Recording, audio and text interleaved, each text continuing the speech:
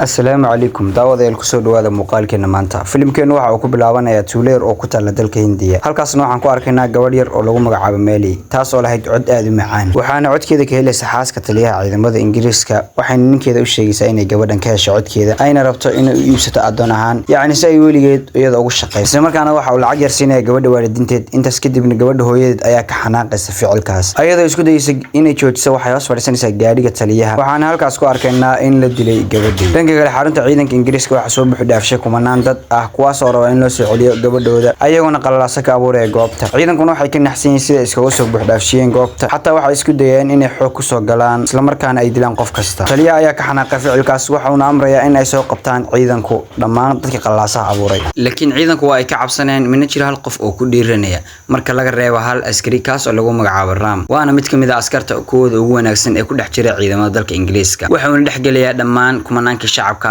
isagoo raba inuu soo qabto halka kaliya ee abuuray qalalaasaha waxaana halkaas ku dhex maraya dagaal qalaad oo ka dhaxeeya Ram iyo shacabka xataa waxay ku siganayaan inay dilaan laakiin ugu dambeyntii Ram waxa uu soo guuleysanaya inuu soo qabto ninkii abuuray dhammaan qalalaasaha ciidanka dhamaantoodna waxa ay leeyahay geesinimadiisa ugu dambeyntii shacabku waxay iskaga tagayaan goobta ayagoo ka qoostay subaxnimadii xigta markii la soo gaaro maalinkii bilada la bixinayay waxa halkaas bilada lagu siinaya 3 nin oo cadaan ah kuwaas oo aan wax u qaban dalka inkasta oo Ram ka xumaaday haddana uu aqbalay arintaas habeennimadii markii la soo gaarayna Ram waxa uu aad u si tababarnaya si ka daran sidii uu markii hore u si tababaran jiray dhanka kale waxaan arkaynaa ugaarsada aad weyn kaas oo lagu magacaabo Beamna waxaan arkaynaa inuu yahay ugaarsada aad weyn halkaasna waxa uu ku ugaarsanayaa shabeel dadaalka dibna waxa ugu dambeyntii waxa uu ku guuleysanayaa inuu soo qabto shabeelka Beamna waxa uu soo aadaya dhankaas iyo magaalada isagoo iska dhigaya inuu yahay qof muslim ah waxa uu ka shaqo bilaabaya geerish isagoo ay muhiimadiisu tahay inuu soo badbaadiyo walaashiis Meeli oo ay ka afduubteen ciidamada Ingiriiska maalmaha kamid ah waxa uu imaanay nin askari ah oo ka tirsan ciidamada Ingiriiska taas oo loo hagaajin waayay mootadiisii waxaana si xun ula dhaqmaya Beam wax uu ku qaylinaya xataa waa uu garaacaya laakiin waxa ka qabanay ninkii geerishka isaga iska lahaa dhanka kale ciidamada Ingiriiska waxa soo gaaray inuu magaalada soo galay ugaarsadihii weynaa ee ay raadinayeen waxaana loo sheegay qof kasta oo askari ah inuu ka feejignaado xaaska taliyahuna waxay dhahaysaa ninkii soo qabta Beam waxaan siinayaa dilacsiin isla markaana ciidamadu waxay ka cabsanayaan inay soo qabtaan waayo waxay ka baqayaan inay halkaas ku waayaan naftooda marka laga reebo Ram waxa uu sheegayaa inuu isagu soo qabanayo si uu helo dilacsiinta habeennimadii waxaan arkaynaa Ram inuu bilaabay hawlgalkii uu ku soo qaban lahaa dambiilaha lagu magacaabo Beam waxa uu tagayaa meel walba oo ay dadku isku yimaadaan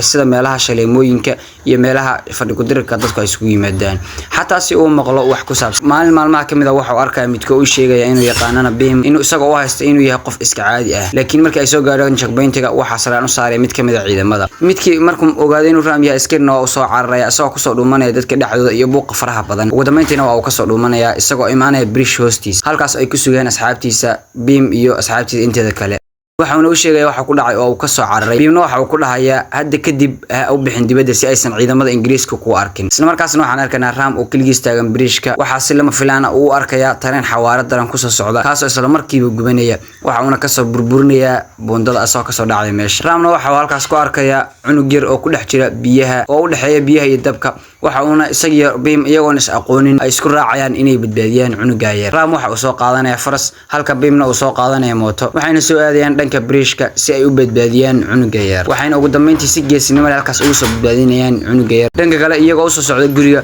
Beam iyo saaxiibkiis Ram waxay ku arkayaan gabadh Ingiriis ah taas oo aad u qurux badan halkaasna waxa kaga helaya Beam ugu dambeyntiina wuxuu caawina weydiisanaya saaxiibkiisa Ram intaas kadibna Beam iyo gabadhii waa ay soo raacayaan ayagoo imaanaya suuqa waxaana halkaas ugu iibinaya jijimo intaas kadibna markay soo kala tagaan ay timaado guriga waxa jijimaha hadiyad ahaan u siinaysaa gabadh yareed ee lagu magacaabayay Meeli waxay dareemaysaa jijimahan inaysan qof kale u soo dhiibin oo jijimo noocan ah walaalkeed siin jiray dhanka kale waxaan arkaynaa Meeli oo dhex joogta qasriga ciidamada Ingiriiska iyadoo ku dhex jirta dumar fara badan halkaasna waxa si dhuumasho ku soo aadaya Beam waxa uu arkayaa walaashiis waxaana uu sheegayaa in yar kadib inuu ka kaxayn doono meesha ay halkaas ku sugto inta kadibna goobta waxa imaanaya askari isla markaana waxa uu Beam ku qasbanaanaya inuu ka soo tago goobta dhanka kale Beam iyo asxaabtiisa ayagoo diyaarinaya hawlgalkii ay ku galahayeen qasriga waxa si lama filaan ah Beam u maqlaya shanqadh ka imaanaysa meel ka fog ayaga marka uu soo jeesash inuu soo aado shanqadha dhankeedana waxa uu arkayaa saaxiibkiisa Ram Beam waxa uu soo jeesanaya waxa uu arkaya saaxiibkiisa Ram oo dhulka jiifa isla markiina waxa uu soo cararay dhankiisa waxa uu isku dayay inuu daaweeyo xataa waxa uu tukanaya salaad si uu caafimaado ugu dambeyntii Bim marka uu ka daaweeyo sunta halkaas waxa uu sheegaya wax walba iyo Ram inaan la dhihin Bim magaciisa caadiga uu yahay Arcade isla markaana Ram isagoo ka xun inuu ka qariyo kalka hor runta dhanka kale waxaan arkaynaa xaflad aad u weyn oo ka dhacaysa guriga ninka madaxda u ah ciidamada Ingiriiska ayagoona halkaas aad u wada faraxsan oo ka dhiganaya xaflad weyn halkaas waxaan ku arkaynaa Bim iyo raggiisa kuwa saaran oo geed korkiisa isla markiina waxay ku soo dhaqaaqayaan hawlgalkooda waxayna si xoog ah ku soo galayaan goobta ay xafladu ka dhacaysay halkaas waxa ka bilaabanaya qalalaasa fara badan meel kasta oo goobta kamid ahna waxa qabsanaya xayawaanadii Bim uu keenay Bim waxa uu arkay walaashiis oo askari xoog u haysto isla markaasna markuu dhankeeda u soo dhaqaaqo waxa joojinaya saaxiibkiisa Ram isagoo magaciisa ku qaylinaya waxa uu sheegaya inuu jabiyay sharciga Ingiriiska loona baahan yahay in la xidho laakiin Bim waxa uu diidaya isagoo u sheegaya inuu kaliya walaashiis badbaadinayay isla markaana waxa ka dhax qarxay labadooda dagaal aad u qaraar saaxiibtinimo ka bilowday ilaa iyo cadow laakiin Bim waxa uu mashquulnaa Ram isagoo u koraya dhankaas iyo qasriga isla markaana waxa uu bilaabaya haddana dagaal kale oo xigay Bim isku dayay inuu ka boodo sarta dheer waxa si dhaqsiya u soo gaadhay Ram kaasoo ka joojinay waxuna gacanta kaga xidhay xarig adag isla markaasna Bim waxa uu ku qasbanaanaya inuu isdhiibo subaxnimadii xitaa waxaan arkaynaa inuu taliyo amray qof walba oo magaalada joogo in la keeno si ay u daawadaan ciqaabta ayna goobjoog uga ahaadaan dhammaan ciqaabta iyo xukunka la marinayo marka ay dadku isku soo baxeen si ay u arkaan ciqaabta la marinayo Bim waxa laga soo dejinayaa Bim gaariga isagoo ku xilxiran xadhko isla markaana waxa lagu xidhayaa tiir aad u weyn halkaasna waxa joogtay 10 qof ah oo raba inay arkaan ciqaabtiisa isla markaana waxa lagu bilaabaya ciqaab iyo jildil aad u daran marka ka dambeysana waxa loo xanuujinayaa si ka daran sidii hore asaguna waa u diidaya inuu jilbaha dhulka u dhigo markaana waxa loo sheegaya inuu isticmaalo mid ay ka buuxaan masaabiir kaas oo aad uga xun waxuna si xun ugu sii garaacaya baalkii ay masaabiirtu ku jirtay intaas kadibna Bim dhulka ayuu ku dhacaya shacabkii oo ka xanaaqay ficilkaas ayaa isku dayay inay goobta qasab ku soo galaan laakiinse waxa laga kaxaynaya goobta isagoo ay xaaladiisu aad u xun tahay habeenimadiina Ram waxa uu imaanaya halkii uu ku dilay saaxiibkiis asagoo meesha iska fadhiya waxa uu imaanaya askari kaas oo u sida warqadaasna waxay ahayd digniin ka timaaday xarunta ciidanka warqadaas waxay sheegaysaa in la ogaaday hubkii ay u diri jireen sanad walba dalka Hindiya wadamayntina Ram waxa uu go'aansanay inuu badbaadiyo Bim inta kadib taliyaha waxa uu amrayaa in subaxnimadii markii la gaaro in la dilo Bim laakiin Ram ayaa ku dhahaya waxaan ku hayaa fikrad waxaanu jecel yahay gabadha yar ee lagu magacaabo Mali ka waran hadii aan ku hor dilo horteeda intaas kadib Bim marka uu maqlo aad ayuu uga caroonaya waxa uu aad uga xanaaqaya subaxnimadii xigtay Ram waxa uu imaanaya qolka kaydka hubka ciidamada waxaana si qarsoodi ah uga saaraya qoryaha rasaasta ay ku jirtay